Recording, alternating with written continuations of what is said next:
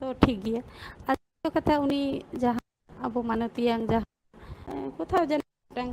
অপমানজনক মনে হয়ে কান পার্টিকুলারলি মনে হয় আর যাহা ᱤᱧ ᱡᱟᱦᱟᱸ টুইটার করে সাউন্ড আর কাটিং বাড়তি রেনাᱜ চেষ্টা ᱧᱟᱢᱟᱹᱧ হ্যাঁ রিজার্ভেশন অর্থ হচ্ছে রিপ্রেজেন্টেটিভ আদᱚ অকয় রিপ্রেজেন্টেটিভ আবুয়াং জাতি আবুয়াং জাতি তো পার্টিকুলারলি তাহলে আবুয়াং জাতি চেতন রে নাহাচার হয়ে আরো যাহা আদালত করে হয়ে কানা কিন্তু আবুই প্রতিনিধিত্ব করা আবু জাতি রিনি গরম জায়গা রে যাহা দুড়ু ওনা চেতন মেটাং বাক্য তো মনে হয়ে হেই কানা তাহলে আদো নিতো তো ñelok আবু যাহাই বন গরবেদা খাতির বন গরবেদা হা পদ খাতির বন গরবেদা ওনা তো ধর্ম নিরপেক্ষ রে ওনা পদ রে দুড়ুব আবু জাতি লেগে রড় দাড়েয়া উনি সানাম ভারতবর্ষ রিনি তো রকমই কানা উনি তো হিন্দু কানায় তো মুসলিম রিনি কথা রড়া যত কিছুই রড়া ওনা কথা রে তো বালে হ্যাঁ ওনা পদ বাতি রে কো যাহা আবুয়াং যাহা রেনা জায়গা কো যাহা মানে পিছিয়ে পড়ার যাহা কো ডেভেলপ রেনা জায়গা কো ওনা ওনা জায়গা কো রাষ্ট্রপতি টেন মেটাং আশা তাহাবনা যে উনি ডেভেলপ লোকসভা রে করে লেই রেনা কথা উনি আবুয়াং আচার রেনা কথা আবুয়াং তায়ম দারাম করে না যাহা को আবু ᱧᱟᱢ ᱟᱠᱟᱫᱟ ᱥᱮ ᱧᱟᱢ ᱟᱹᱭᱫᱟᱨ ᱛᱟᱦᱮᱸ ᱠᱟᱱᱟ ᱚᱫᱷᱤᱠᱟᱨ ᱛᱟᱦᱮᱸ ᱠᱟᱱᱟ ᱚᱱᱟ ᱠᱚᱭ ᱞᱟᱹᱭ ᱵᱮᱱᱟᱣᱟ ᱚᱱᱟᱜᱮ ᱢᱚᱱᱮ ᱠᱟᱱᱟ ᱡᱟᱦᱟᱸ ᱜᱮ ᱫᱟᱫᱟ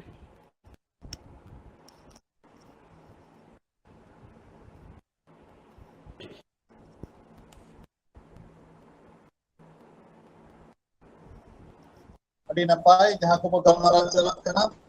ᱡᱟᱦᱟᱸ ᱱᱤᱛ ᱫᱚ ᱦᱩᱭᱩᱜ ᱠᱟᱱᱟ ᱟᱹᱰᱤ ᱧᱮᱞ ᱫᱟᱵᱚᱱ ᱵᱷᱟᱨᱚᱛ ᱫᱤᱥᱚᱢ ᱨᱮᱱᱟᱜ ᱟᱹᱰᱤ ᱡᱚᱛᱚ ᱴᱚᱴᱷᱟ ᱠᱚᱨᱮ ᱜᱮ ᱵᱤᱥᱮᱥ ᱠᱚᱨᱮ ᱟᱵᱟᱨ ᱟᱹᱫᱤᱵᱟᱹᱥᱤ ᱥᱟᱱᱛᱟᱲ ᱴᱚᱴᱷᱟ ᱠᱚᱨᱮ ᱦᱚᱸ ᱱᱚᱜᱼᱚᱭ ᱱᱩᱭ ᱨᱟষ্ট্ᱨᱚᱯᱚতি ᱫᱟᱲᱮᱜ ᱠᱟᱱᱟ ᱫᱟᱲᱮ ᱨᱮᱱᱟᱜ ᱰᱚᱜᱚᱨ ᱧᱟᱢ ᱠᱟᱛᱮ ᱟᱹᱰᱤ ᱛᱩᱢᱫᱟᱹᱜ ᱴᱟᱢᱟᱠ ᱥᱮ ᱮᱱᱮᱡ ᱥᱮᱨᱮᱧ ᱨᱮᱱᱟᱜ ᱠᱷᱚᱵᱚᱨ ᱠᱚᱦᱚᱸ ᱧᱟᱢᱚᱜ ᱠᱟᱱᱟ ᱱᱤᱛᱚᱜ ᱱᱚᱣᱟ ᱫᱚ ᱨᱟᱹᱥᱠᱟᱹ ᱨᱮᱱᱟᱜ ᱠᱟᱱ ᱜᱮᱭᱟ ᱟᱫᱚ ᱱᱚᱣᱟ ᱛᱟᱞᱟᱢᱟᱞᱟ ᱟᱨᱦᱚᱸ ᱟᱹᱰᱤ ᱩᱠᱤᱞ ᱜᱚᱢᱠᱮ ᱦᱮᱱᱟᱭ ᱛᱟᱵᱚᱱᱟ ᱥᱟᱦᱮᱵᱽᱨᱟᱢ ᱢᱟᱱᱰᱤ ᱜᱚᱢᱠᱮ ᱦᱮᱱᱟᱭᱟ ᱩᱱᱤ ᱴᱷᱮᱱ ᱠᱟᱹᱴᱤᱡ ᱵᱚᱱ ᱟᱸᱡᱚᱢᱟ ᱡᱮ ᱱᱩᱭ ᱡᱩᱫᱤ ᱨᱟᱥᱴᱨᱚᱯᱚতি ᱜᱮ ᱦᱩᱭᱩᱜ ᱠᱟᱱ ᱛᱟᱵᱚᱱᱟ ᱱᱚᱣᱟ ᱵᱤᱫᱟᱹᱞ ᱨᱮ ᱟᱵᱚ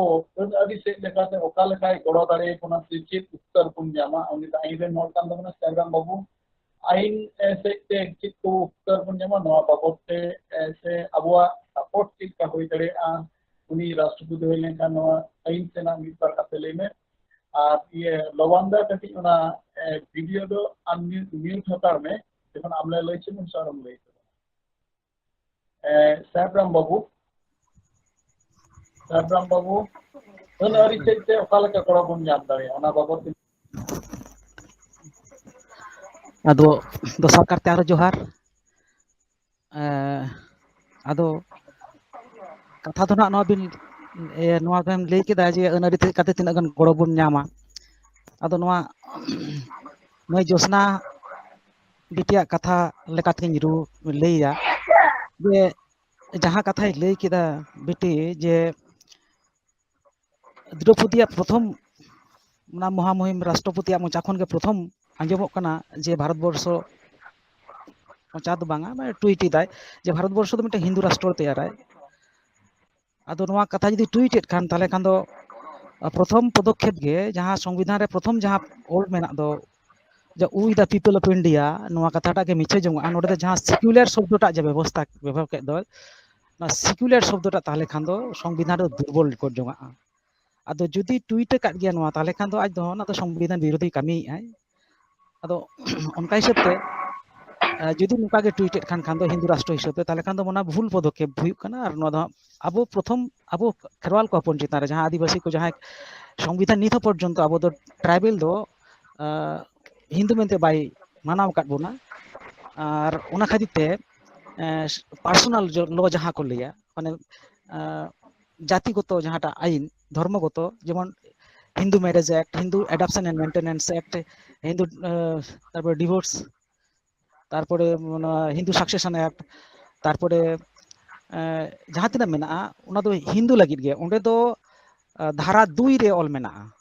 ekdom dhara 2 re ol mena je ᱚᱱᱟ ᱫᱷᱟᱨᱚ ᱱᱚᱝᱠᱟ ᱚᱞ ᱢᱮᱱᱟᱜᱼᱟ ᱡᱮ ᱡᱟᱦᱟᱸ ᱛᱤᱱᱟᱹᱜ ᱜᱮ ᱡᱟᱦᱟᱸ ᱦᱤᱱᱫᱩ ᱚᱱᱟ ᱚᱞᱮᱱ ᱫᱚ ᱡᱮ ᱱᱚᱣᱟ ᱤᱭᱟᱹᱨᱮ ᱟᱹᱱ ᱟᱹᱨᱤ ᱨᱮ ᱚᱱᱟ ᱦᱤᱱᱫᱩ ᱟইᱱ ᱨᱮ ᱱᱚᱣᱟ ᱫᱚ ᱵᱟᱭ ᱞᱟᱹᱜᱩᱜᱼᱟ ᱦᱮᱸᱥᱮ ধারা মানে 2 রে লইয়া সাবসেকশন 2 রে লইয়া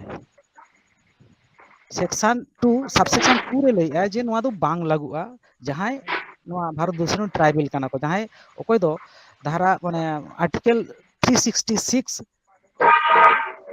25 নম্বর লিস্ট করে যাহাই মেনা কো ট্রাইবেল উনকু দো নোয়া ভিতরে দো বাং লাগুয়া আদো যদি আবো গে ট্রাইবেল কানাবন তাহলে খান দো আবো দো হিন্দু মধ্যে বাবুন পাড়াবা আর যদি হিন্দু রাষ্ট্র কে তেয়ারা তাহলে খান আবার মিটং বিপদ হুই দিনা সম্ভাবনা মেনা আচ্ছা আইন আরি রে কথাই লইয়া আবো দো লইয়ক কানা বন সংবিধানে লিয়াবন কানা যে আপে তো ট্রাইবেল হিন্দু তো বাং কানা নোয়া দো সাংবিধানিক ভাষা রেগে তাহেনা এতে এটাই মধ্যে কি আবদ্ধ কে তাহেনা বাস্তব ক্ষেত্রে রে দো ওনা দো বাং হুইউক কানা যেলেকা আবো যখন হাসা জমি বন ভাগা হিন্দু সাকসেশন অনুযায়ী তে দো ওডে দো কুড়ি হপন কোড়া হপন কো সমান ভাগ তো কো ᱧᱟᱢᱟ আদো উনকু কই হিন্দু ভিতর রে হো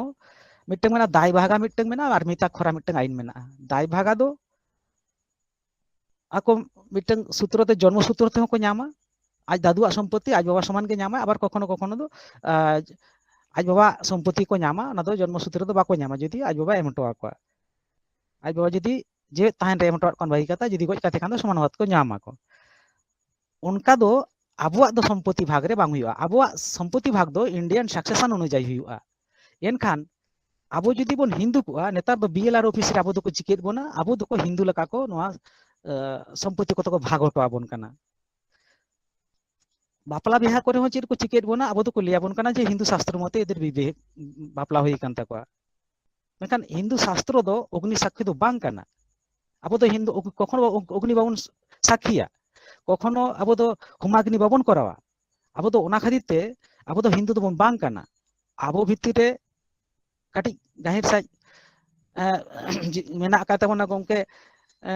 লবেন গমকে না জোহারাই গে আবিনা বাড়াই গে আবিন সাঁওতা রেনা মিটং আঙ্গি মানে ইয়ে তো দুঃখ তো মেনা কাতে বন গিয়া আবো নিত বন ñᱮল লেখান আতু দিশম সেন যে আবো সান্তাড় আতু সালা দিকু আতু নিত বাবন মিট আকানা চেদা আর কিংবা লাহারে যখন সান্তাড় আতু দিকু আতু তেয়ারক কানা নকা সাঙ্গি সাঙ্গি তেয়ার লেনা চেদা নডে এখন আলিনা আই উমনতে যা বুঝেও কানা যে আবো তো পুইলো পুইলো মারাং যা বোল্ডার বাকো লেয়া নেতা ডিজে को लेया जहाटा ওনা তো বন জম তাই ওনা তো ভাগার কোনম জয় তাই কিংবা জাহাঁ লেকা কাতে বন জম তাই যার জন্য আবো তো উন খনগে কো লাহা খনগে অকই জাহাঁ কো নুকু কো জমা কো মারাং খালা কো ইয়ে কো নুকু দো না হিন্দু মধ্যে তো বাকো পাড়াবা আবো তো খ্রিস্টান মধ্যে বাবন পাড়াবা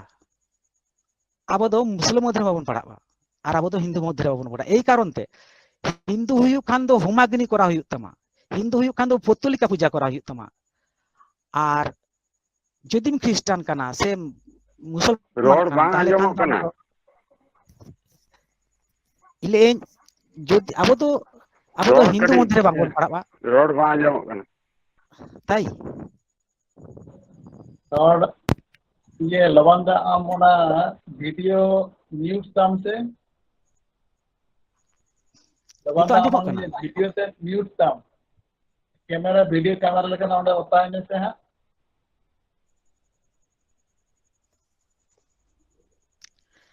আদো আবো তো হিন্দু মধ্যে বাবন পাড়া কানা যেহেতু আবন অগ্নি বাবন পূজায়া বাবন হোমাগ্নিয়া আবো চেট কো লেয়া মানে পুতুলা বাবন বঙ্গা কোয়া আর আবো তো না মানে কারিগই কবন বঙ্গা জিল কবন জম দারাতে আবো তো না হিন্দু মধ্যে বাংবন পাড়াবা নতে হিন্দু যদি বাং পাড়া কানা তাহলে বাকি তাহে না খ্রিস্টান আর মুসলমান আবো তো একঈশ্বরবাদী হড় বাং কানা বন আবো তো মানে পুস্তকবাদী হড় দবন বাং কানা মিট যেমন বাইবেল তাকো ako বাইবেল অনুযায়ী খ্রিস্টান খান বাইবেল অনুযায়ী তাকো মুসলমান খান তাকো কোরআন অনুযায়ী তাকো আবো তো কানা মানে পুস্তকবাদী বঙ্গা বুড়ো হড় বন বাং কানা যার জন্য আবো তো নয় খ্রিস্টান, নয় হিন্দু, নয় মুসলমান, ᱟᱵᱚ ᱫᱚ ᱢᱤᱫᱴᱟᱝ ᱟᱞᱟᱫᱟ ᱢᱤᱫᱴᱟᱝ ᱫᱷᱚᱨᱚᱢ ᱢᱮᱱᱟᱜ ᱛᱟᱵᱚᱱᱟ। ᱚᱱᱟ ᱫᱷᱚᱨᱚᱢ ᱱᱤᱛᱚᱜ ᱧᱟᱢ ᱞᱟᱹᱜᱤᱫ ᱜᱮ ᱡᱟᱦᱟᱸ ᱟᱵᱚ ᱵᱚᱱ ᱞᱟᱹᱲᱦᱟᱹᱭ ᱠᱟᱱᱟ, ᱱᱚᱣᱟ ᱫᱷᱚᱨᱚᱢ ᱫᱚ ᱟᱵᱚ ᱵᱟᱝᱵᱚᱱ ᱧᱟᱢ ᱞᱮᱠᱷᱟᱱ ᱟᱞᱟᱫᱟ ᱢᱤᱫᱴᱟᱝ ᱯᱟᱨᱥᱳᱱᱟল ᱞᱚ ᱵᱟᱝ ᱛᱮᱭᱟᱨᱚᱜᱼᱟ। ᱟᱵᱚ ᱱᱤᱛᱚᱜ ᱠᱚ ᱪᱤᱠᱟᱹ ᱵᱚᱱᱟ ᱵᱟᱯᱞᱟ ᱵᱤᱦᱟ ᱵᱟᱯᱞᱟ ᱨᱮ ᱡᱩᱫᱤ ᱱᱚᱛᱮ ᱠᱚ ᱞᱟᱹᱭᱮᱜᱼᱟ ᱡᱮ ᱚᱠᱚᱭ ᱠᱚ ᱥᱟᱨভিᱥ ᱠᱟᱱ ᱛᱟᱵᱚᱱᱟ ᱵᱚᱱ ᱵᱟᱲᱟᱭᱟᱵᱚᱱ ᱩᱱᱠᱩ ᱫᱚ ᱡᱮ ᱵᱟᱯ রেজিস্ট্রি ম্যারেজ করা হইতে তাম গিয়া। যদি রেজিস্ট্রি ম্যারেজ করা হইতে কান তাহলে হিন্দু রেজিস্ট্রি ম্যারেজ মেনা'a। সম্পত্তি যখন রেজেট মিয়া তখন তো বিএলআরও রে আম তো হিন্দু সাকসেশন অনুযায়ী করা মিয়া। আর যখন আম যখন বাপলা আম চালাক না তখন স্পেশাল ম্যারেজ রে ইদিত মিয়া। স্পেশাল ম্যারেজ তো চেত কানা যে যাহাগে তিনা জাতি মেনা কা ধরম করম তে নিচু উঁচু জাততে উনকু যাহাই কো বাপলা উনকু স্পেশাল ম্যারেজ রে কো বাপলায় বাপলায় কো। তাহলে আলে নিচু জাতি লাগি স্পেশাল ম্যারেজ মেনা পার্সোনাল লো বানু কাত তালে। আপে লাকা যে হিন্দু ধর্ম না যাহা মেনা হিন্দু ধর্ম হড় যাহাই কো মেনা কার উনকু তো হিন্দু আইন অনুযায়ী কো বাপলা কানা। উনকু হিন্দু আইন অনুযায়ী রেজিস্ট্রি ম্যারেজ হইতা কো। কিন্তু আলে যখন বাপলা কানা রেজিস্ট্রি ম্যারেজ তখন তাহলে স্পেশাল ম্যারেজ রে কো ইদি লিয়া। আর আলে যখন বিএলআরও লে চালাক কানা তখন খান তো সাকসেশন তো হিন্দু সাকসেশন তে কো হাটিᱧᱟলে কানা সম্পত্তি দো। কিন্তু আলেয়া লাগে আইন আলে লাগি পিছে টাকা ইন্ডিয়ান সাকসেশন অ্যাক্ট ওনা তো যত ইন্ডিয়ান সাকসেশন দো কোনে খ্রিস্টান সম্পত্তি ভাগক কানা আর নিচু জাতীয় এটা সম্পত্তি ভাগক কানা। কিন্তু মুসলা সম্পত্তি আপা নোডে বাং ভাগ উনকু সারিয়া তো আইন অনুযায়ী তো উনকু দুইয়া। আবো নোডে নিতো আইন নিতো নঙ্কা গোরাবোনা দরকারক কান তাবোনা নিতো যাহাটা রাষ্ট্রপতি যাহাটা মেনা কাতে ক্ষমতা যে আজ মিটং 12 জন আজা নমিনেটেড এম দাঁড়িয়ে আকায় রাজ্যসভা রে उनको ना राज्यसभा रे आबोरिन हर नमिनेटेड हुई जहाँ एक्सपर्ट को समाज सम्पर्क जेमन अब हांसदा गंके मेना कदिया लबन गंके मेना कदिया तो जहाँ सावता एक्सपर्ट मेना कर उनको ओंडे जेमन नमिनेट करते आको ओंडे सावता रेना व्यक्तिगत माने कल्चर जहाँटा मेना कर तकोआ आको आईन तैयार लगी जे सावता रे चेद राजनीत मेना कदा ओना को तोल तोपल लगी ओंडे ओंडे दोहो हुआ तबेना अब ओंडे बन आईन परिणत नाम करते ना मिटंग व्यवस्था बन हेज दाड़िया सठिक व्यवस्था रे। आर बांखान दो हिन छिन रेगे बन तहेना जांदे तांदे बोना को तीर चो हाना नवा मेसा काते ओकोय तीर चेद हाना बुझे काना लई बुझे काना ओनागे लई आको। किंतु आदो अब तो तीना हिंदू आईन जहाँटा नो देखा दो ना Hindu succession act Hindu minority act नोआ एक्ट तो अब तो बाद हटो काट बोना को। अब तो नोआ आईन तो बाबन चला संविधान आज अब लई तो काट बना 366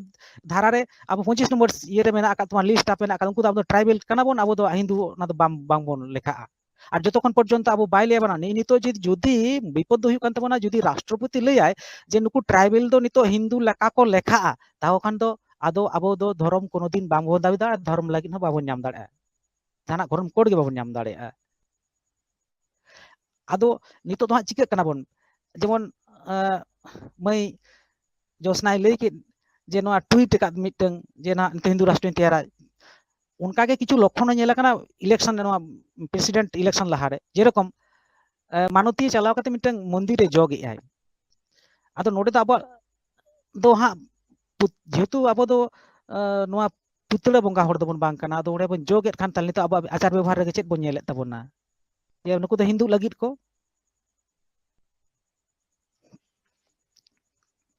आदो निया हो मिटंग व्यवस्था कना जे जेहेतु लाहा खन के उनका मिटंग मानसिकता मेना का मेंटालिटी मेना कर को जहाँ अपर क्लास रिन जहाँ मेना कर को जनरल कास्ट को अपर क्लास रिन कोई हड़ को मेना कर को उनको तो सब दिन अब तो नेक नजर ते माने आड़ी नीच मेत ते को नेला कर बना तो ओना दो ताहेन गे ताको ओना मेंटालिटी मेना ताको जार जोन्नो अब जहाँ तीन बन शिक्षित कान रहो ओना दो मेना तबना जे मानसिक दास जहाँटा को लिया को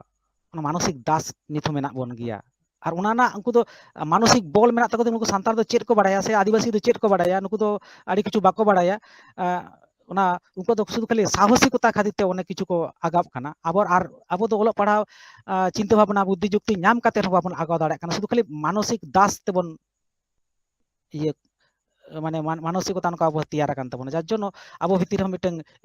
चेद को लिया इनफीरियर क्वालिटी मिटंग ये काना बन भुगब काना बन मिटंग ते अब आईन कानून तो नहीं लिया जुदी आदो उनका आबोरिन एक्सपर्ट को चला तबना एवं नोआ एक्सपर्ट दो केवल मात्र राष्ट्रपति आज जहां नॉमिनेशन क्षमता माने तके 12 जन आज नॉमिनेटेड दाड़ाया को उनको जुदी आबोरिन एक्सपर्ट भेजा दा को समाज तला खन ताले खान आबो मिटंग आईन तोलना मिटंग संभावना ताना ओना आईन दो हुआ ᱟᱵᱚᱣᱟᱜ ᱞᱟᱭᱼᱞᱟᱠᱪᱟᱨ ᱛᱮ, ᱟᱵᱚᱣᱟᱜ ᱵᱤᱦᱟ ᱵᱟᱯᱞᱟ ᱛᱮ, ᱟᱵᱚᱣᱟᱜ ᱥᱚᱢᱯᱚᱛᱛᱤ ᱵᱮᱯᱟᱨ ᱛᱮ, ᱛᱚᱵᱮᱭᱱᱟ ᱟᱨᱚ ᱛᱚᱞ ᱛᱚᱯᱚᱞᱚᱜ ᱛᱟᱵᱚᱱᱟ, ᱟᱵᱚᱣᱟᱜ ᱥᱚᱢᱟᱡᱽ ᱪᱮᱛᱟᱱ ᱥᱮᱱ ᱨᱟᱠᱟᱵᱼᱟ। ᱤᱱᱟᱹ ᱵᱮᱜᱚᱨ ᱟᱵᱚᱨᱮᱱ ᱟᱨ ᱩᱯᱟᱹᱭ ᱵᱟᱹᱱᱩᱜ ᱛᱟᱵᱚᱱᱟ। ᱟᱨ ᱡᱚᱛᱚ ᱠᱷᱚᱱ ᱢᱟᱨᱟᱝ ᱡᱤᱱᱤᱥ ᱵᱤᱯᱚᱫ ᱦᱩᱭᱩᱜ ᱠᱟᱱᱟ, ᱡᱟᱦᱟᱸ ᱱᱤᱱ ᱫᱤᱱ ᱫᱷᱟᱹᱨᱤᱡ ᱵᱚᱱ ᱞᱟᱹᱭ ᱟᱹᱜᱩ ᱟᱠᱟᱫ ᱫᱚ, ᱥᱚᱝᱵᱤᱫᱷᱟᱱ ᱨᱮ ᱚᱞ ᱢᱮᱱᱟᱜᱼᱟ ᱡᱮ ᱦᱮᱸ ᱨᱤᱡᱟᱨᱵᱷᱮᱥᱚᱱ ᱫᱚ ᱤᱧ ᱫᱚ ᱵᱟᱹᱧ ᱠᱷᱚᱛᱚᱢᱟ, ᱠᱤᱱᱛᱩ ᱨᱤᱡᱟᱨᱵᱷᱮᱥᱚᱱ ᱵᱟᱹᱧ ᱠᱷᱚᱛᱚᱢᱟ, ᱛᱚᱵᱮ ᱱᱤᱭᱟᱹ ᱦᱚᱸ ᱴᱷᱤᱠ যে রিজার্ভেশন ᱫᱚ ᱵᱟᱝ কোনো দিন জীবনে বাং খতমᱚᱜᱼᱟ। তবে নিয়ে ᱩᱭᱦᱟᱹᱨ ᱫᱚ ᱦᱩᱭᱩᱜᱼᱟ ᱡᱮ রিজার্ভেশন ᱫᱚ ᱡᱚᱱᱢᱚᱜᱚᱛᱚ ᱚᱫᱷᱤᱠᱟর ᱫᱚ ᱵᱟᱝ ᱠᱟᱱᱟ, ᱯᱷᱟন্ডামেন্টাল রাইট ᱫᱚ ᱵᱟᱝ ᱠᱟᱱᱟ। তাহলে ᱫᱚ ᱚᱱᱟ ᱫᱚ ᱪᱤᱠᱟᱹᱭᱟᱠᱚ ᱡᱮ বিশেষ বিশেষ কমিউনিটি ᱡᱟᱦᱟᱸᱭ ᱢᱮᱱᱟᱜ ᱟᱠᱟᱫ ᱠᱚᱣᱟ, রিজার্ভেশন ᱮᱢ ᱦᱩᱭ ᱞᱮᱱᱟ ᱪᱮᱫᱟᱜ? ᱟᱠᱚᱣᱟᱜ মানে ᱪᱮᱫ ᱠᱚ ᱞᱟᱭ ᱞᱟᱠᱪᱟর ᱥᱮ ᱟᱠᱚᱣᱟᱜ ᱥᱚᱝস্কৃতি, ᱟᱠᱚᱣᱟᱜ অর্থনৈতিক, ᱟᱠᱚᱣᱟᱜ জীবন যাত্রাটা, লাইফস্টাইলটা চেঞ্জᱚᱜ ᱠᱷᱟᱹᱛᱤᱨ তে ᱚᱱᱟ ᱠᱚ ᱫᱚᱦᱚ ᱞᱮᱜᱼᱟ। ᱟᱫᱚ ᱡᱩᱫᱤ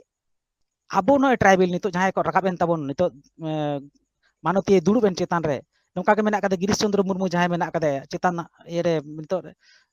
ইউনেস্কো ᱨᱮ ᱡᱟᱦᱟᱸᱭ ᱴᱟᱜ ᱢᱮᱱᱟᱜ ᱠᱟᱫᱟ ᱫᱟᱭᱤᱛᱛᱚ ᱨᱮ। ᱟᱫᱚ ᱱᱩᱱᱩᱠᱩ ᱡᱟᱦᱟᱸᱭ ᱡᱚᱠᱷᱚᱱ ᱠᱚ ᱟᱵᱚᱨᱮᱱ ᱠᱚᱢᱤউᱱᱤᱴᱤ ᱡᱚᱠᱷᱚᱱ ᱠᱚ ᱪᱟᱞᱟᱣ ᱠᱟᱱᱟ, ᱱᱩᱱᱩᱠᱩ ᱠᱚᱢᱤউᱱᱤᱴᱤ ᱡᱚᱠᱷᱚᱱ ᱰᱮᱵᱷᱞᱚᱯ ᱦᱩᱭ ᱠᱟᱱ ᱛᱟᱵᱚᱱᱟ, ᱟᱵᱚ ᱥᱟᱱᱛᱟᱲ ᱠᱚᱢᱤউᱱᱤᱴᱤ ᱨᱮ রিজার্ভেশন, ᱟᱵᱚ ᱫᱚ উন্নতি মিটং জাতি হিসেবে তেমন মানে ᱪᱮᱫ ᱠᱚ ᱞᱟᱹᱭᱟ রিজার্ভেশন ᱠᱷᱚᱱ ᱥᱟᱦᱟ ᱨᱮᱱᱟᱜ ᱢᱤᱫᱴᱟᱝ ᱥᱚᱢᱵᱷᱚᱵᱚᱱᱟ ᱛᱟᱦᱮᱱ ᱛᱟᱵᱚᱱᱟ। বিরাট মিটং বিপদ ᱦᱚᱸ ᱠᱟᱱᱟ ᱱᱚᱣᱟ ᱦᱚᱸ। ᱟᱹᱰᱤ ᱢᱟᱨᱟᱝ ᱢᱟᱱᱮ ᱚᱞ ᱮᱫᱟ ᱵᱚᱱ ᱵᱟᱲᱟᱭᱟᱵᱚᱱ ᱡᱮ রিজার্ভেশন ᱢᱮᱱᱟᱜᱼᱟ, রিজার্ভেশন ᱢᱮᱱᱟᱜᱼᱟ, ᱴᱷᱤᱠ ᱢᱮᱱᱟᱜᱼᱟ, ᱠᱤᱱᱛᱩ রিজার্ভেশন ᱨᱮᱱᱟᱜ ᱥᱤᱥᱴᱮᱢ ᱴᱟᱜ ᱜᱮ ᱱᱚᱝᱠᱟᱱᱟ ᱡᱮ ᱡᱟᱦᱟᱸᱭ ᱠᱚᱢᱤউᱱᱤᱴᱤ ᱞᱟᱹᱜᱤᱫ ᱤᱧ ᱪᱮᱫ ᱠᱚ ᱞᱟᱹᱭᱟ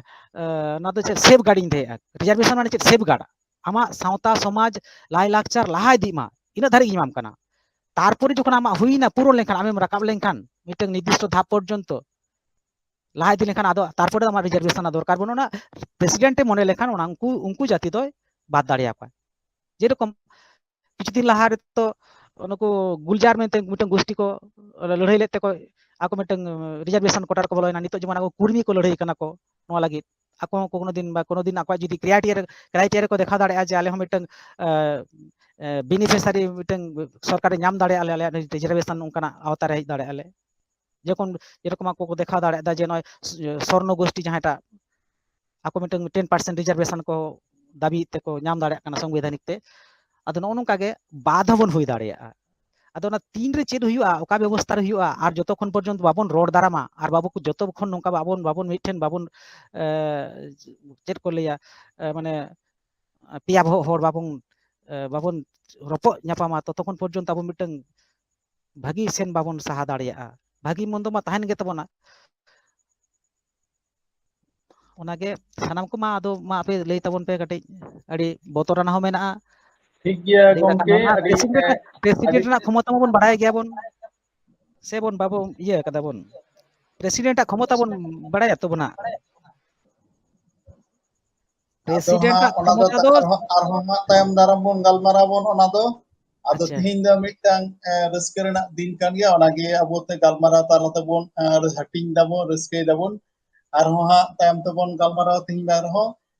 ᱟᱫᱚ ᱟᱨᱦᱚᱸ ᱟᱹᱱᱤ ᱞᱚᱵᱟᱱ ᱵᱟᱹᱵᱩ ᱴᱷᱮᱱ ᱵᱚᱱ ᱦᱤᱡᱩᱜᱼᱟ। ᱟᱵᱚ ᱞᱚᱵᱟᱱ ᱫᱟ ᱞᱚᱵᱟᱱ ᱦᱟᱸᱥᱫᱟ ᱡᱟᱦᱟᱸᱭ ᱫᱚ ᱫᱤᱥᱚᱢ ᱟᱹᱫᱤᱵᱟᱹᱥᱤ ᱥᱩᱥᱟᱹᱨ ᱜᱟᱶᱛᱟ ᱨᱮᱱ ᱯᱚᱥᱪᱤᱢ ᱵᱚᱝᱜᱚ ᱨᱮᱱ ᱥᱚভাᱯᱚᱛᱤ ᱠᱟᱱ ᱛᱟᱵᱚᱱᱟᱭ। ᱩᱱᱤ ᱫᱚᱵᱚᱱ ᱵᱟᱰᱟᱭᱮᱭᱟᱵᱚᱱ, ᱩᱨᱩᱢᱮᱭᱟᱵᱚন। ᱱᱤᱛᱚᱜ ᱡᱟᱦᱟᱸ ᱞᱮᱠᱟᱱ ọক্ত ᱛᱤᱦᱤᱧ ᱡᱟᱦᱟᱸ ᱞᱮᱠᱟᱱ ọক্ত ᱛᱤᱦᱤᱧ ᱫᱚ ᱨᱟᱹᱥᱠᱟᱹ ᱨᱮᱱᱟᱜ, ᱛᱤᱦᱤᱧ ᱟᱹᱫᱤᱵᱟᱹᱥᱤ ᱥᱟᱱᱛᱟᱲ ᱠᱚ ᱨᱟᱹᱥᱠᱟᱹᱭ ᱫᱟᱠᱚ। ᱪᱮᱫᱟᱜ ᱵᱟᱝ ᱥᱮ ᱫᱷᱟᱹᱨᱛᱤ ᱫᱤᱥᱚᱢ ᱨᱮ ᱛᱤᱦᱤᱧ ᱫᱨᱚᱯᱚᱫᱤ ᱢᱩᱨᱢᱩ ᱛᱟᱞᱟᱛᱮ ᱵᱷᱟᱨᱚᱛ ᱫᱤᱥᱚᱢ ᱨᱮᱱ ᱥᱟᱱᱛᱟᱲ ᱠᱚ ᱟᱹᱫᱤᱵᱟᱹᱥᱤ ᱠᱚ ᱱᱟᱣᱟ ᱠᱟᱨᱛᱮ ᱩᱯᱨᱩᱢ ᱠᱚ ᱧᱟᱢ ᱠᱮᱫ ᱞᱮᱠᱟ ᱟᱹᱭᱠᱟᱹᱣᱱᱟ। ᱱᱩᱠᱩᱣᱟᱜ ᱛᱮᱛᱟᱝ, ᱱᱩᱠᱩᱣᱟᱜ ᱦᱚᱭ, ᱱᱩᱠᱩᱣᱟᱜ ᱥᱟᱱᱟᱢ ᱠᱤᱪᱷᱩ ᱟᱹᱰᱤ ᱟᱞᱜᱟᱛᱮ ᱧᱟᱢ ᱨᱮᱱᱟᱜ ᱢᱤᱫᱴᱟᱝ ọক্ত ᱥᱮᱴᱮᱨ ᱟᱠᱟᱱ ᱞᱮᱠᱟ ᱵᱩᱡᱷᱟᱹᱜ ᱠᱟᱱᱟ। ᱪᱮᱫᱟᱜ ᱵᱟᱝ ᱥᱮ ᱟᱵᱚᱣᱟᱜ ᱦᱚᱠ ᱟᱹᱭᱫᱟᱹᱨ ᱡᱟᱦᱟᱸ ᱠᱚ ᱩᱱᱤ ᱴᱷᱮᱱ ᱵᱚᱱ ᱟᱵᱚᱣᱟᱜ ᱨᱮᱸᱜᱮᱡ ᱨᱟᱵᱟᱝ ᱵᱚᱱ ᱩᱱᱤ ᱴᱷᱮᱱ ᱵᱚᱱ ᱥᱮᱴᱮᱨ ᱫᱟᱲᱮᱭᱟᱜᱼᱟ ᱵᱚᱱ। ᱞᱚᱵᱟᱱ ᱫᱟ ᱟᱢ ᱞᱟᱹᱭ ᱛᱟᱵᱚᱱ ᱢᱮ ᱢᱤᱫᱴᱟᱝ ᱥᱟᱶᱛᱟ ᱟᱸᱫᱳᱲᱤᱭᱟᱹ ᱞᱮᱠᱟᱛᱮ ᱟᱹᱱ ᱟᱹᱰᱤ ᱠᱟᱛᱮᱢ ᱟᱸᱫᱳᱲ ᱠᱟᱱ ᱛᱟᱵᱚᱱᱟ। ᱟᱢ ᱟᱵᱚᱨᱮᱱ ᱨᱟষ্ট্ᱨᱚᱯᱚᱛᱤ ᱴᱷᱮᱱ ᱪᱮᱫ ᱠᱚ ᱠᱷᱚᱭ ᱦᱮᱱᱟᱜ ᱛᱟᱢᱟ, ᱪᱮᱫ ᱠᱚᱢ ᱟᱥᱚᱜ ᱠᱟᱱᱟ ᱡᱮ ᱟᱵᱚᱨᱮᱱ ᱨᱟষ্ট্ᱨᱚᱯᱚᱛᱤ ᱱᱚᱣᱟ ᱱᱟᱠᱚ ᱟᱵᱚ ᱟᱹᱫᱤᱵᱟᱹᱥᱤ ᱥᱟᱱᱛᱟᱲ ᱠᱚ ᱞᱟᱹᱜᱤᱫ, ᱟᱹᱫᱤᱵᱟᱹᱥᱤ ᱥᱟᱱᱛᱟᱲ ᱥᱚᱢᱟᱡᱽ ᱞᱟᱹᱜᱤᱫ ᱠᱚᱨᱟᱣ ᱦᱚᱪᱚ ᱚᱱᱠᱟᱱᱟᱜ ᱪᱮᱫ ᱠᱚ ᱠᱷᱚᱭ ᱦᱮᱱᱟᱜ ᱛᱟᱢᱟ ᱟᱢᱟᱜ ᱥᱟᱶᱛᱟ ᱢᱟᱹᱱᱢᱤ ᱯᱟᱦᱴᱟ ᱠᱷᱚᱱ, ᱟᱹᱫᱤᱵᱟᱹᱥᱤ ᱥᱟᱱᱛᱟᱲ ᱦᱚᱲ ᱞᱮᱠᱟᱛᱮ ᱢᱤᱫᱴᱟᱝ ᱥᱟᱱᱛᱟᱲ ᱨᱟষ্ট্ᱨᱚᱯᱚᱛᱤ ᱴᱷᱮᱱ ᱪᱮᱫ ᱠᱚ ᱠᱷᱚᱭ ᱢᱮᱱᱟᱜ ᱟᱠᱟᱫ ᱛᱟᱢᱟ?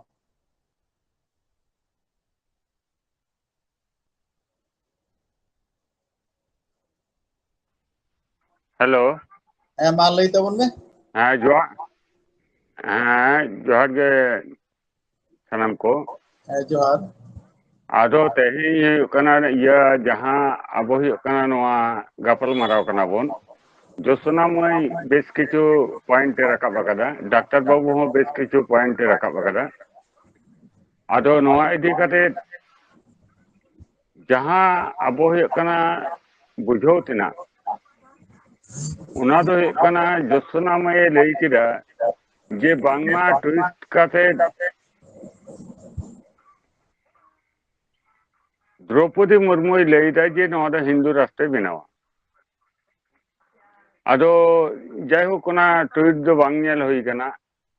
और डॉक्टर बाबू हुयु कना जहां लई के तबोना जे अबोना जहां रिजर्वेशन इदी कते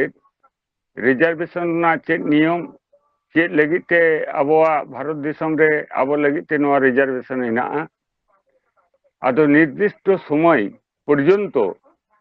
नोआ दा जतो दिन जाति तहना ततो दिन रिजर्वेशन तहना नुका दो विषय दो बा नोआ दो अर्थनैतिक सामाजिक सांस्कृतिक नोआ को कना उन्नयन लगित के कना नोआ रिजर्वेशन दो नोआ दो डॉक्टर बाबू ले के तबोना आदो इन दो लई बुझोइन कना जे उकिल बाबू कना डाक्टर उकिल बाबू होय हाँ उकिल बाबू जहां कथा को लेके तबोना अड़ी नपाय कथा गे आदो इन दो हुयु कना राष्ट्रपति ठे लई भेजाइन या बुझोइन कना जे एखोनो पर्यन्त संतार समाज तालारे अर्थनैतिक सामाजिक सांस्कृतिक जहां लगिते हुयु कना अबो संरक्षण को एमकात बोना उना धाप बोन अतिक्रम अकादा मेनते इन दो बांगी मनेदा अबो एखोनो हुयु कना अड़ी लातार धाप रेगे हिना बोना व्यतिक्रम लेकाते मिल बारिया मोचा तेहिन रे राष्ट्रपति लेका से राज्यपाल से एमएलए मंत्री को बन हुई कना किंतु नोन गे संतार समाज आदिवासी समाज ना उन्नयन ना मापकाठी सब लेखा दो बांगाना व्यापक अंशे प्राय हुयु कना 95% संतार आदिवासी को एखोन हुयु कना अड़ी लातार रे सनाम दिखन उना दिख खोई राष्ट्रपति तेहिन वर्तमान रे जाहे हुयु कना उनी ठे इन पाटा खोई नोआ नेहर जे नोआ रिजर्वेशन दो एखोनो पर्यन्त जा अवस्था रे हिना नोआ दो ताहेन गे लगती कना नोआ रे जाते पति नेनी ने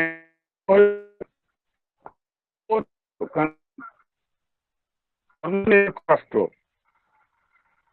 नोआ दो हुयु कना सानाम जाति संप्रदाय रेन हड़गे अब हुयु कना नोआ भारत दिसम रबन बसवास एदा तो नोनकान जायगा रे जोसना माया कथाते जदि हुयु कना हिंदू राष्ट्र करबो नोआ कथा जदि ले आय जदि ट्वीट करे ताले निया कथा ना दो हुयु कना तीव्र भावते हुयु कना इन पाटा खोई प्रतिबाद दें जाते हुयु कना हजु कान दिन रे राष्ट्रपति वर्तमान जहां हुई लगी कना नुई नंकान कथा को अलय लेमा नोआ दो हिंदू राष्ट्र दो बांग नोआ दो धर्मनिरपेक्ष राष्ट्र सानाम जाति संप्रदाय रेन हड़गे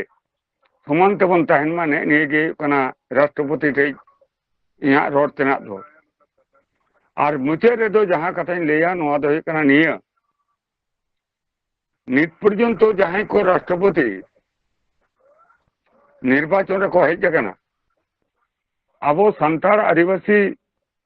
से कना सामग्रिक समाज लगी चेद को कमी कदा चेद को बाको कमी कदा नोआ को बन बाड़ाया मिट कथा ते लई गनवा जे उना दो मिटे सम्मानीय पद विशेष उना जायगा को कमी आइडेन समाज लगी कमी दिसम रना कमी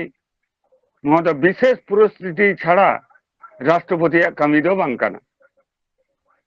उना निर्दिष्ट कना अब संवैधानिक धारा है उना धारा तेगा चला हिते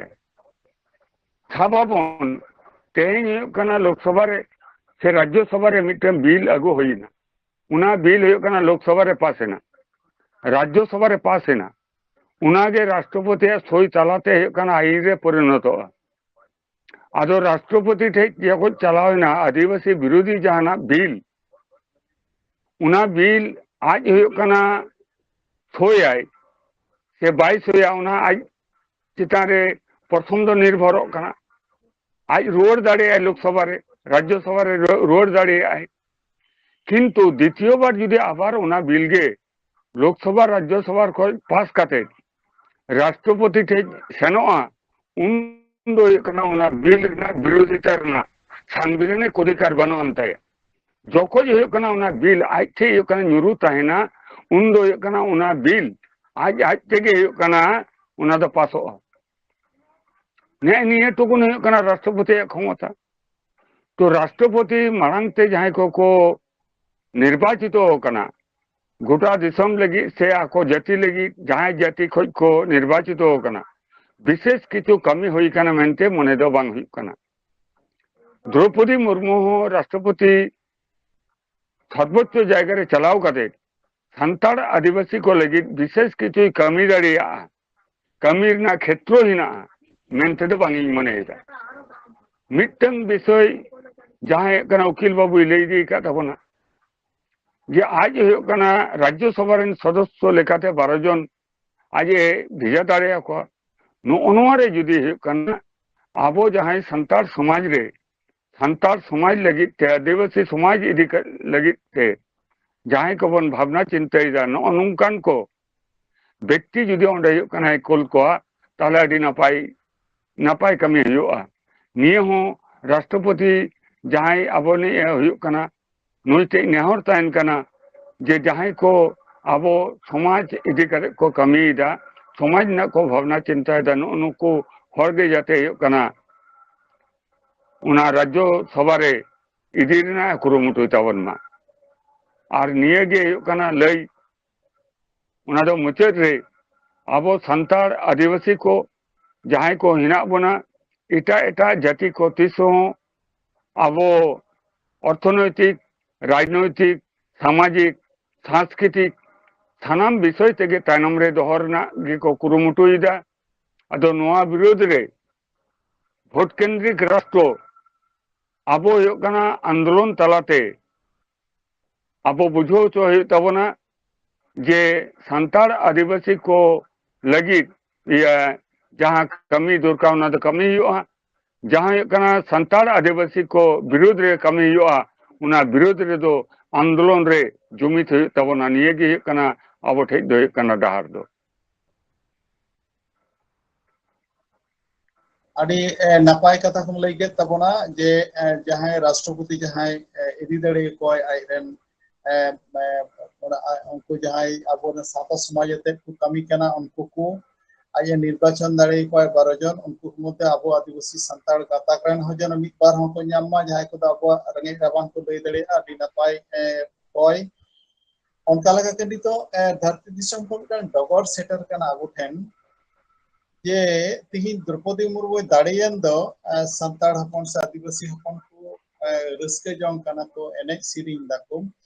एने सिरिंग दो निये होते तेगे जे अब संताड़ खान के हड़ खान के पेड़ा खान के अडी नापा सुर से गई और नितो संताड़ हपन को से आदिवासी को मिटा ओकाटेन तिमटा अस्तित्व संकट चला कना ओना रोड रे अब संस्कृति रे अब अलग पढ़ाव रे आदो जहां तीस तो अब राष्ट्रपति थेन धरी सेटर रेना भावना गे बाबन सेटर दाड़े को दिल्ली रे अब रंगे बाबन लया अब राष्ट्रपति थेन एखना अबरेन हर जखन राष्ट्रपति कनाय अबरेन संताल गाता रेन मिटान तिले राष्ट्रपति कनाय नवा लगी तो संताल हपन को एरपर दिल्ली मुखी को हुयो तबना अब उनी अब संताल को नापाम चो दाड़े बनाय नवा को आस दाड़े कना अब रंगे बांग अंजमाय आर को लैदा नितो दिल्ली दरबार रे नितो संताली पारसी हरावा राष्ट्रपति तालाते नवा को आसक कना को आर को आसक कना को जे द्रौपदी मुर्मू दो अब आदिवासी संताल को से कोय रुवाड़ाय अब का धर्म अलग पढ़ाव लाय लाक्चर जाते बंचा मा नवा हो आस को होय दाको नोंका अदो अडी घड़ी कोन गालमारा को तिहिन रस्क बोन हटिन जोगन करा आर होबोन गालमारा तायम दाराम नवा गालमारा दो हा प्राय 1 घंटा बोन गालमारा लगी तो तना तमे दा बहुत गालमारा पूरा अदो ओना लेकाते मई जोस्ना मिटांग तिरले ओनालिए लेकाते मिटांग गोगो हर संताल गोगो हर राष्ट्रपति कांत बनाओ ado am mitang tirle lekate ar mitang gogo se tirle ten am chit ko khoy hena chit ko as mena tama ona kati lei tala tika taha tinya galmara tabun kata se gon idi yapon ar hota am daram bon nongka ko bon galmara ha moi am lei tabun je am mitang tirle lekate ar am mitang tirle se gogo ten chira maso chit ko as hena tama chit ko khoy hena tama am abu sambaran gogo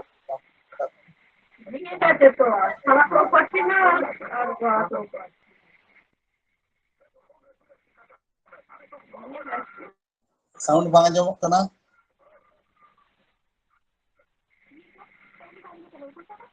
sound bang anjomok kan tama Anjomok kena? nit Halo, anjomok kena? anjomok kana nit হ্যাঁ দড়হাতে জোহার সাহেব রাম বাবু ᱡᱟᱦᱟᱸ ᱟᱹᱭᱤᱱ ᱡᱟᱦᱟᱸ ᱠᱚ ᱟᱵᱚ ᱛᱟᱞᱟᱨᱮ ᱵᱮᱱᱟᱣ ᱠᱮᱫᱟ ᱩᱱᱤ ᱟᱹᱰᱤ ᱥᱟᱨᱦᱟᱣ ᱞᱚᱵᱟᱱ ᱥᱮᱨ ᱜᱚᱢᱠᱮ ᱩᱱᱤ ᱦᱚᱸ ᱥᱟᱨᱦᱟᱣ ᱥᱟᱶᱛᱟ ᱟᱨ ᱡᱟᱦᱟᱸ ᱨᱟᱥᱴᱨᱚᱯᱚᱛᱤ ᱴᱷᱮᱱ ᱡᱟᱦᱟᱸ ᱟᱵᱚᱣᱟᱜ ᱚᱱᱟ ᱠᱚ ᱤᱫᱤ ᱠᱟᱛᱮ ᱡᱟᱦᱟᱸ ᱠᱚ ᱢᱮᱱ ᱠᱮᱫᱟ ᱚᱱᱟ ᱟᱨ ᱢᱤᱫᱴᱟᱝ ᱛᱤᱨᱞᱟᱹ ᱦᱤᱥᱟᱹᱵ ᱛᱮ ᱤᱧ ᱢᱤᱫᱴᱟᱝ ᱟᱹᱫᱤᱵᱟᱹᱥᱤ ᱡᱟᱹᱛᱤ ᱨᱮᱱ ᱨᱤᱯᱨᱮᱡᱮᱱᱴᱮᱴᱤᱵᱷ ᱦᱤᱥᱟᱹᱵ ᱛᱮ ᱤᱧᱟᱹᱝ ᱡᱟᱦᱟᱸ ᱠᱚ ᱢᱚᱱᱮ ᱦᱩᱭᱩᱜᱼᱟ ᱡᱮ ᱟᱵᱚ ᱫᱚ ᱢᱤᱫᱴᱟᱝ ᱥᱮᱯᱟᱨᱮᱴ ᱡᱟᱹᱛᱤ ᱠᱟᱱᱟ ᱵᱚᱱ ᱡᱮ ᱟᱹᱫᱤᱵᱟᱹᱥᱤ ᱱᱤᱨᱫᱤᱥᱴᱚ ᱫᱷᱚᱨᱚᱢ ᱢᱮᱱᱟᱜᱼᱟ ᱡᱟᱹᱛᱤ ᱢᱮᱱᱟᱜᱼᱟ ᱞᱟᱹᱭᱼᱞᱟᱠᱪᱟᱨ ᱢᱮᱱᱟᱜᱼᱟ ᱡᱟᱦᱟᱸ ᱡᱟᱹᱛᱤ রিপ্রেজেন্টেটিভ ᱮᱫᱟ ᱪᱮᱛᱟᱱ ᱨᱮ ᱡᱟᱦᱟᱸᱭ ᱫᱨᱳᱯᱚᱫᱤ ᱢᱩᱨᱢᱩ ᱜᱚᱢᱠᱮ ᱱᱤᱛᱚᱜ ᱵᱟᱱᱟᱣ ᱡᱟᱦᱟᱸᱭ ᱢᱩᱨᱢᱩ ᱥᱟᱦᱮᱵ ᱨᱟᱢ ᱜᱚᱢᱠᱮ ᱠᱮᱫᱟ ᱩᱱᱤ ᱩᱱᱠᱩ ᱫᱚ ᱟᱹᱰᱤ ᱪᱮᱛᱟᱱ ᱫᱷᱟᱯ ᱨᱮ ᱩᱱᱠᱩ ᱠᱚ ᱢᱚᱱᱮᱭᱟ ᱟᱹᱰᱤ ᱟᱵᱚ ᱡᱟᱹᱛᱤ ᱠᱚᱨᱟᱣ ᱨᱮᱱᱟᱜ ᱵᱟᱹᱲᱛᱤ ᱤᱫᱤ ᱠᱟᱛᱮ ᱡᱩᱫᱤ ᱰᱟᱦᱟᱨ ᱨᱮᱱᱟᱜ ᱰᱟᱦᱟर ᱟᱹᱰᱤ ᱞᱟᱦᱟ ᱯᱟᱱᱛᱷᱟ ᱠᱚᱠᱚ ᱞᱟᱹᱭ ᱫᱟᱲᱮᱭᱟᱜᱼᱟ ᱫᱤᱥᱚᱢ ᱨᱮ ᱟᱵᱚᱣᱟᱜ ᱠᱟᱛᱷᱟ ᱠᱚᱠᱚ ᱫᱟᱲᱮᱭᱟᱜᱼᱟ ᱢᱤᱫᱴᱟᱝ রিপ্রেজেন্টেটিভ হিসেব তে ᱪᱮᱛᱟᱱ ᱨᱮᱱ ᱦᱚᱲ ᱦᱤᱥᱟᱹᱵ ᱱᱤᱭᱟᱹᱜᱮ ᱢᱟᱱᱚᱛᱤᱭᱟᱹ ᱴᱷᱮᱱ ᱱᱮᱦᱚᱨ ᱛᱟᱦᱮᱱ ᱟᱵᱚ ᱫᱚ ᱯᱚᱫ ᱞᱟᱦᱟᱨᱮ ᱡᱟᱹᱛᱤ ᱠᱟᱱᱟᱢ ᱟᱢ ᱫᱚ ᱡᱟᱹᱛᱤ ᱢᱮᱱᱟᱜ ᱛᱟᱵᱚᱱᱟ ᱡᱟᱹᱛᱤᱭᱟᱜ ᱤᱭᱟᱹ ᱫᱚ ᱠᱚᱠᱷᱚᱱᱳ ᱟᱞᱚ ᱵᱚᱱ ᱢᱟ ᱡᱮ ᱤᱧ ᱫᱚ ᱡᱟᱹᱛᱤ ᱠᱷᱚᱱᱤᱧ ᱨᱤᱯᱨᱮᱡᱮᱱᱴᱮᱴᱤᱵᱷ ᱛᱟᱦᱞᱮ ᱤᱧ ᱴᱷᱮᱱ ᱫᱚ ᱤᱧᱟᱹᱜ ᱯᱚᱫ ᱞᱟᱦᱟ ᱤᱧᱟᱹᱝ ᱨᱮ ᱡᱟᱹᱛᱤ ᱡᱟᱦᱟᱸ ᱨᱮᱱ ᱤᱧ ᱛᱟᱭᱚᱢ ᱟᱠᱟᱱ ᱦᱚᱲ ᱨᱤᱧ ᱟᱹᱭᱩᱨ ᱚᱸᱰᱮ ᱟᱵᱚᱣᱟᱜ ᱠᱟᱛᱷᱟ ᱟᱵᱚ ᱠᱟᱛᱮ ᱞᱟᱹᱭ ᱯᱟᱥᱱᱟᱜ ᱢᱟ ᱟᱨ ᱡᱟᱦᱟᱸ ᱠᱚ ᱟᱹᱫᱤᱵᱟᱹᱥᱤ ᱵᱤᱨᱩᱫᱽ ᱨᱮ ᱟᱹᱭᱤᱱ ᱠᱚ ᱪᱟᱞᱟᱜ ᱠᱟᱱᱟ ᱚᱱᱟ ᱞᱳᱠᱥᱚᱵᱷᱟ ᱠᱚᱨᱮ ᱟᱨᱚ ᱡᱟᱦᱟᱸ ᱨᱟᱡᱽᱡᱚ ᱥᱚᱵᱷᱟ ᱡᱟᱦᱟᱸ ᱠᱚᱨᱮ ᱞᱟᱹᱭ ᱨᱮᱱᱟᱜ ᱫᱚᱨᱠᱟর ᱚᱱᱟ ᱨᱮᱱᱟᱜ ᱢᱤᱫᱴᱟᱝ সদর জায়গা যেন তৈয়ারᱚᱜ রাষ্ট্রপতি হিসেব তে উনি যেন ᱧᱮᱞ ᱥᱟᱢᱴᱟᱣ পদ ᱠᱷᱚᱱ ᱫᱚ ᱵᱟᱝ ᱨᱮᱱᱟᱜ ᱵᱟᱦᱟᱨ ᱠᱷᱚᱱ ᱦᱚᱸ ᱡᱟᱦᱟᱸ ᱠᱚ ᱞᱟᱹᱭ ᱫᱟᱲᱮᱭᱟᱜ ᱡᱟᱭᱜᱟ ᱠᱚ ᱛᱟᱦᱮᱱᱟ যেন ঠিকঠাক তাহেন ᱛᱟᱵᱚᱱᱟ ᱡᱟᱦᱟᱸ ᱟᱵᱚ ᱱᱤᱛ ᱦᱚᱸ ᱧᱟᱢ ᱨᱮᱱᱟᱜ ᱠᱟᱛᱷᱟ ᱠᱟᱱᱟ ᱟᱹᱫᱤᱵᱟᱹᱥᱤ ᱦᱤᱥᱟᱹᱵ ᱛᱮ ᱚᱱᱟ ᱠᱚ ᱯᱟᱥᱱᱟᱣ ᱫᱮᱥ ᱫᱤᱥᱚᱢ ᱴᱷᱮᱱ ᱟᱵᱚᱣᱟᱜ ᱠᱟᱛᱷᱟ ᱠᱚᱭ ᱞᱟᱹᱭ ᱥᱚᱫᱚᱨ ᱢᱟ ᱟᱨ ᱥᱚᱵ ᱪᱟইᱛᱮ ᱡᱟᱦᱟᱸ ᱟᱵᱚᱣᱟᱜ ᱥᱟᱦᱤᱛ ᱞᱟᱹᱭ ᱞᱟᱠᱪᱟᱨ ᱡᱟᱦᱟᱸ ᱠᱚ ᱥᱮᱨᱮ ᱞᱟᱹᱭ ᱠᱮᱫᱟ ᱚᱱᱟ ᱢᱤᱫᱴᱟᱝ ᱰᱮᱵᱷᱮᱞᱚᱯ ᱢᱤᱫᱴᱟᱝ ᱡᱟᱭᱜᱟ যেন ᱛᱟᱦᱮᱸ ᱢᱟ ᱱᱤᱭᱟᱹ ᱠᱚᱜᱮ ᱢᱚᱱᱮ ᱦᱩᱭᱩᱜ ᱠᱟᱱᱟ ᱡᱮ ᱨᱟᱥᱴᱨᱚᱯᱚᱛᱤ ᱴᱷᱮᱱ ᱟᱵᱚᱣᱟᱜ ᱤᱧᱟᱹᱜ ᱵᱤᱥᱮᱥ ᱠᱚᱨᱮ ᱱᱮᱦᱚᱨ ᱛᱟᱦᱮᱱᱟ ᱢᱟᱱᱚᱛᱤᱭᱟᱹ ᱴᱷᱮᱱ ᱧᱮᱞ ᱫᱚᱦᱚ ᱟᱨ ᱟᱵᱚ ᱞᱟᱛᱟᱨ ᱜᱟᱛᱟᱠ ᱟᱹᱫᱤᱵᱟᱹᱥᱤ ᱠᱚ ᱡᱟᱦᱟᱸ ᱥᱩᱞᱩᱠ ᱥᱟᱹᱜᱟᱹᱭ ᱥᱩᱞᱩᱠ ᱢᱤᱫᱴᱟᱝ ᱞᱟᱦᱟᱛᱮ ᱧᱟᱢᱚᱜ ᱢᱟ ᱢᱤᱫᱴᱟᱝ ᱟᱹᱭᱫᱟᱹᱨ ᱵᱚᱱ ᱧᱟᱢᱟ ᱡᱟᱦᱟᱸ ᱯᱤᱪᱷᱤ ᱨᱮᱱᱟᱜ ᱡᱟᱦᱟᱸ ᱵᱚᱧᱪᱤᱛᱚ ᱪᱤᱨᱚᱫᱤᱱ ᱢᱤᱫᱴᱟᱝ ᱵᱚᱧᱪᱤᱛ ᱢᱤᱫᱴᱟᱝ ᱴᱮᱱᱰᱮᱱᱥᱤ ᱢᱮᱱᱟᱜᱼᱟ ᱮᱴᱟᱜ ᱜᱟᱛᱟᱠ ᱨᱮᱱ ᱦᱚᱲ ᱠᱚ ᱚᱸᱰᱮ যেন ᱟᱵᱚ ᱠᱟᱛᱷᱟ ᱞᱟᱹᱭ ᱥᱚᱫᱚᱨ ᱢᱤᱫᱴᱟᱝ ᱴᱷᱟᱶ যেন ᱛᱮᱭᱟᱨᱚᱜ ᱢᱟ ᱡᱚᱦᱟᱨ ᱜᱮ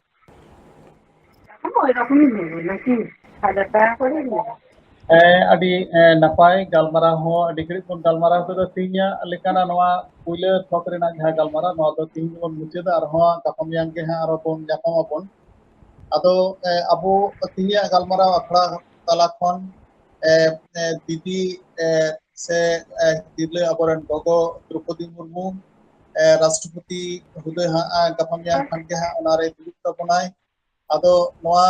ᱛᱟᱞᱢᱟᱛᱟᱞ ᱨᱮ ᱩᱱᱤ ᱟᱨᱦᱚᱸ ᱢᱤᱫ ᱫᱷᱟᱣ ᱫᱤᱥᱟᱹᱣᱟᱭ ᱦᱩᱭᱩᱜ ᱠᱟᱱᱟ ᱟᱢ ᱫᱚ ᱟᱹᱫᱤᱵᱟᱹᱥᱤ ᱠᱟᱱᱟ ᱟᱢ ᱫᱚ ᱥᱟᱱᱛᱟᱲ ᱠᱟᱱᱟ ᱟᱢ ᱫᱚ ᱱᱚᱣᱟ ᱫᱤᱥᱟᱹᱭ ᱛᱟᱵᱚᱱ ᱢᱮ ᱟᱢ ᱫᱚ ᱟᱞᱮᱢ ᱜᱚᱨᱚᱵ ᱦᱚᱪᱚ ᱟᱠᱟᱫ ᱵᱚᱱᱟ ᱫᱷᱟᱹᱨᱛᱤ ᱫᱤᱥᱚᱢ ᱨᱮᱱ ᱟᱹᱫᱤᱵᱟᱹᱥᱤ ᱠᱚ ᱟᱢ ᱛᱮᱞᱮ ᱜᱚᱨᱚᱵᱚᱜ ᱠᱟᱱᱟᱞᱮ ᱱᱚᱣᱟ ᱠᱟᱛᱷᱟ ᱟᱢ ᱦᱚᱸ ᱞᱮ ᱵᱟᱰᱟᱭ ᱦᱚᱪᱚ ᱥᱟᱶ ᱥᱟᱶᱛᱮ ᱟᱢ ᱦᱚᱸ ᱵᱟᱰᱟᱭ ᱛᱟᱵᱚᱱ ᱢᱮ ᱟᱵᱚᱣᱟᱜ ᱞᱟᱭᱼᱞᱟᱠᱪᱟᱨ ᱯᱟᱹᱨᱥᱤ ᱥᱟᱶᱦᱮᱫ ᱢᱮᱱᱟᱜ ᱛᱟᱵᱚᱱᱟ ᱱᱚᱣᱟ ᱠᱚᱦᱚᱸ ᱫᱤᱥᱟᱹᱭ ᱛᱟᱵᱚᱱ ᱢᱮ ᱟᱨ ᱫᱤल्ᱞᱤ ᱫᱟᱨᱵᱟᱨ ᱨᱮ ᱱᱚᱣᱟ ᱠᱚᱦᱚᱸ ᱨᱟᱲᱟᱝ ᱛᱟᱵᱚᱱ ᱯᱮ ᱟᱨ ᱚᱸᱰᱮ ᱠᱷᱚᱱ ᱡᱟᱦᱟᱸ ᱛᱤᱱᱟᱹᱜ ᱜᱮᱢ ᱫᱟᱲᱮᱭᱟᱜ ᱟᱢᱨᱮᱱ ᱡᱟᱹᱛᱤ ᱵᱷᱟই ᱠᱚ ᱞᱟᱹᱜᱤᱫ ᱟᱢᱟᱝ ᱥᱟᱶᱛᱟ ᱢᱟᱹᱱᱢᱤ ᱠᱚ ᱞᱟᱹᱜᱤᱫ ᱠᱟᱹᱢᱤ ᱨᱮᱱᱟᱜ ᱠᱩᱨᱩᱢᱩᱴᱩᱭ ᱛᱟᱵᱚᱱᱟ ᱱᱚᱝᱠᱟᱱ ᱟᱸᱥ ᱞᱮ ᱫᱚᱦᱚᱭᱮᱫᱟᱞᱮ ᱱᱚᱣᱟ ᱟᱸᱥ ᱥᱮ ᱱᱮᱦᱚᱨ ᱥᱮ ᱟᱨᱫᱟᱥ ᱛᱟᱦᱮᱱ ᱠᱟᱱᱟ ᱛᱮᱦᱮᱧ ᱱᱚᱣᱟ ᱜᱟᱞᱢᱟᱨᱟᱣ ᱛᱟᱞᱟ ᱠᱷᱚᱱ ᱟᱨᱦᱚᱸ ᱱᱚᱝᱠᱟ ᱜᱮ ᱟᱨᱦᱚᱸ ᱢᱤᱫ ᱵᱟᱨ ᱫᱤᱱ ᱛᱟᱭᱚᱢ ᱛᱮ ᱟᱨᱦᱚᱸ ᱵᱚᱱ ᱧᱟᱯᱟᱢᱟ ᱢᱟ ᱮᱱᱠᱷᱟᱱ ᱛᱮᱦᱮᱧ ᱫᱚᱵᱚᱱ ᱢᱩᱪᱟᱹᱫᱟ ᱜᱟᱞᱢᱟᱨᱟᱣ ᱥᱟᱱᱟᱢ ᱠᱚᱜᱮ ᱥᱟᱶ ᱥᱟᱹᱜᱩᱱ ᱴᱤᱵᱷᱤ ᱯᱟᱦᱴᱟ ᱠᱷᱚᱱ ᱥᱟᱸᱜᱮ ᱥᱟᱨᱦᱟᱣ ᱟᱨ ᱡᱚᱦᱟᱨ ᱵᱟᱲᱟᱭ ᱦᱚᱪᱚ ᱡᱚᱦᱟᱨ ᱡᱚᱦᱟᱨ ᱜᱮ ᱡᱚᱦᱟᱨ ᱜᱮ ᱦᱮᱸ ᱡᱚᱦᱟᱨ ᱡᱚᱦᱟᱨ